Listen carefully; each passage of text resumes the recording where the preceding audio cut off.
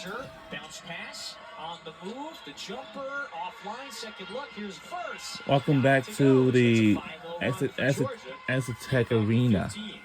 Georgia doing a much better job of changing up their defense on makes and misses, getting their hands on the basketball, getting some deflections to lead to some transition baskets.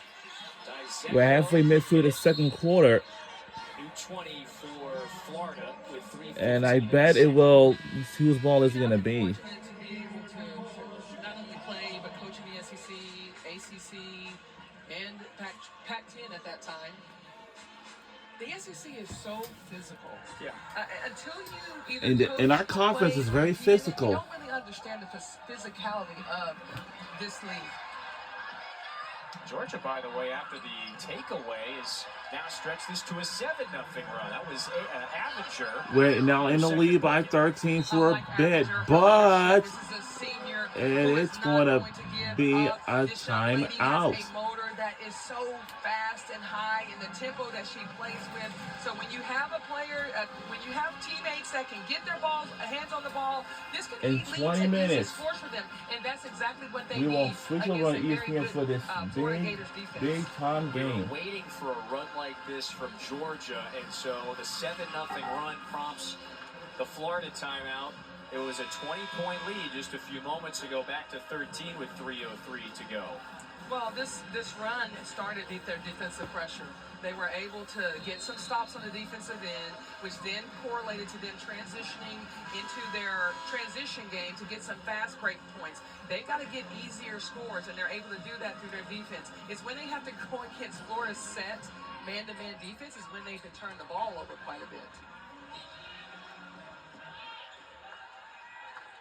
Both of these teams are looking for their first SEC win. Dropped some tough ones on Thursday. Somebody's going to walk away with the first W. Tie up, and so the possession arrow. Oh, pardon me, they didn't call a foul that time on Verse, and so that would be the second. The redshirt freshman from Dayton. I was with you right there. I thought it was going to tie up. I thought it was going to be a tie up as well. But you can see this Georgia team has picked up their intensity on the defensive side of the basketball. McGill open, right wing triple. Another is down for the freshman.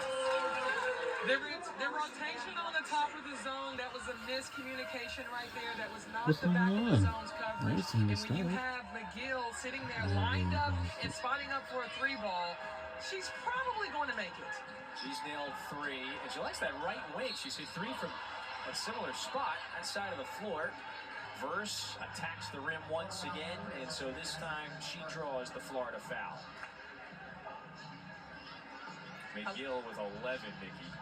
Yes, McGill is a very, very special young lady, and we talk about her composure, we talk about her pose, her athleticism. She's able to change gears, and she's just a freshman, so great job in bringing such a phenomenal player to the SEC, young lady from Minneapolis, Minnesota, here in Florida. Yeah, great career at Hopkins High.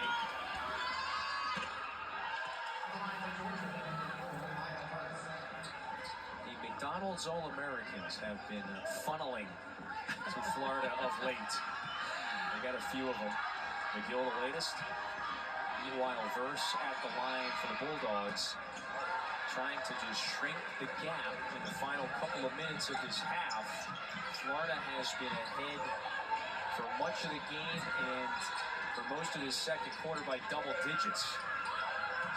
And this second quarter has been the quarter that you wanted to see the first quarter. Where now in this game, you're going to have to build something back. But Kyle taking the ball off the floor to the bank. Did she call bank on that one? Nifty work that time.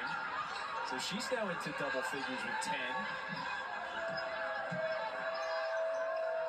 You know, the combination of having post players, and you look at Kyle, and then you have the guard play. I mean, this is a great recipe for success. That's 104. We're seeing that today. Verse, another strong drive.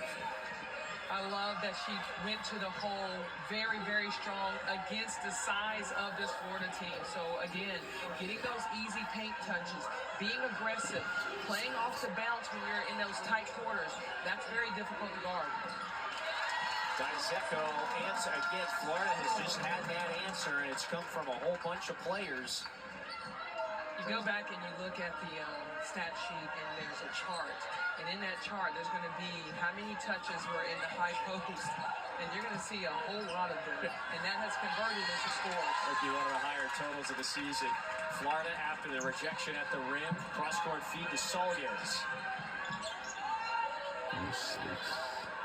Bassett to Kyle. That falls through. We're under a minute to go in the second. We're similar spot, yeah? But I know at 1 p.m. on ESPN now that is going to be a big game. It's going to be Notre Dame Fighting Irish versus. The ball's not thrown to the middle. It's not dribbled there. And they're going to have to make those adjustments. Woo! Oh, nice move. That the rack. That's on the reverse from Avenger. That's really nice. Georgia so far has done a nice job of really playing it aggressive to the basket, getting some easy looks. But again, this Florida Gators team has so many weapons. 17-point edge. One last look with 9 seconds. McGill to the rim, throws it up with the left. Rebound down to Georgia.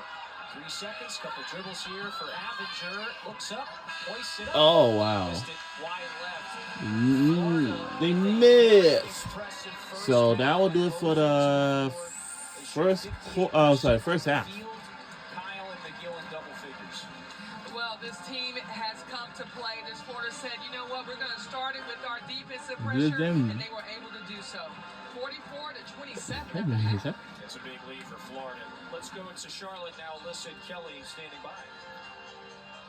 Thanks, guys. We'll get back out to the second half in just a couple of minutes as we welcome you into the SEC half. Wow, this is kind of in a little quickly. What a lead for the Florida Gators, and what a way to start this Sunday out. We've got some great basketball coming your way, but let's talk about what we've seen from this Florida team in the first half.